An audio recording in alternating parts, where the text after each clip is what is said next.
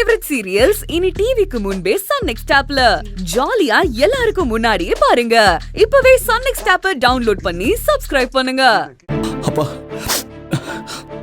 உண்மையை சொல்ல போனா தப்பா போயிருக்க வேண்டிய என் வாழ்க்கைய எனக்கு அண்ணத்தை கல்யாணம் பண்ணி வச்சது மூலமா ஒரு சரியான பாதைக்கு திருப்பி விட்டுருக்கீங்கப்பா.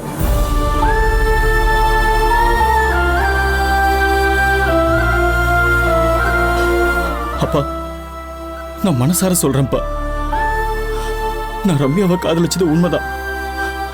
ஆனா அண்ணத்தை நான் என் உசிரா நினைக்கிறேன்ப்பா.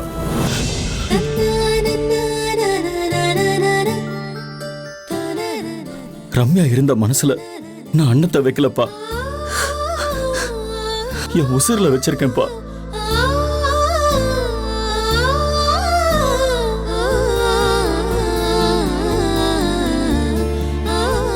நீங்க எனக்கு அண்ணத்தை கல்யாணம் பண்ணி வச்சது அந்த தெய்வம் எனக்கு வரம் கொடுத்த மாதிரிப்பா. இனிமே என் மனசுல எந்த கவலையும் இல்லப்பா, எந்த கஷ்டமும் இல்லப்பா. நீங்க என்கிட்ட இருந்து தகரத்தை பறிச்சுட்டு தங்கத்தை கொடுத்துருக்கீங்கப்பா.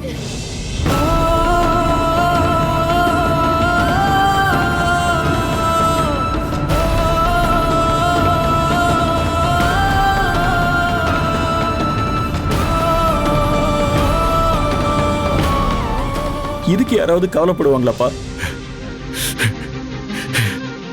கண்ணே, யா நீ நிஜமா தானே சொல்ற?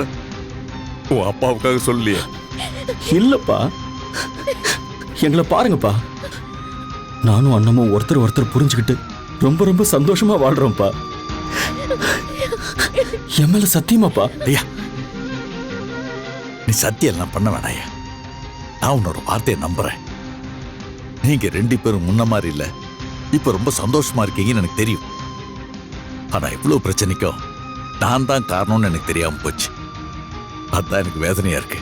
மாமா, சில காயங்களை கண்டுக்காம விட்டுறணும் மாமா, அப்பதான் அது ஆறும்.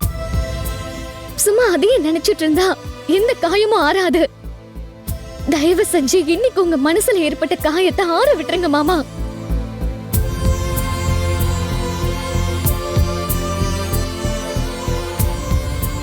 அப்பா, இப்போ உங்களுக்கு எல்லாமே தெரிஞ்சிருச்சுல்லப்பா. ரம்யா எந்த சூழ்நிலையில என்ன மனநிலையில சரவணனை கல்யாணம் பண்ணிக்க சம்மதிச்சான்னு உங்களுக்கு இப்ப புரியுதுலப்பா? ஆமாங்கண்ணே. அப்பா, எக்காரணத்தை கொண்டும் ரம்யா சரவணனை கல்யாணம் பண்ணிக்கிட்டு இந்த வீட்டுக்குள்ள வரக்கூடாதுப்பா. இந்த கல்யாணமே நடக்க கூடாதுப்பா.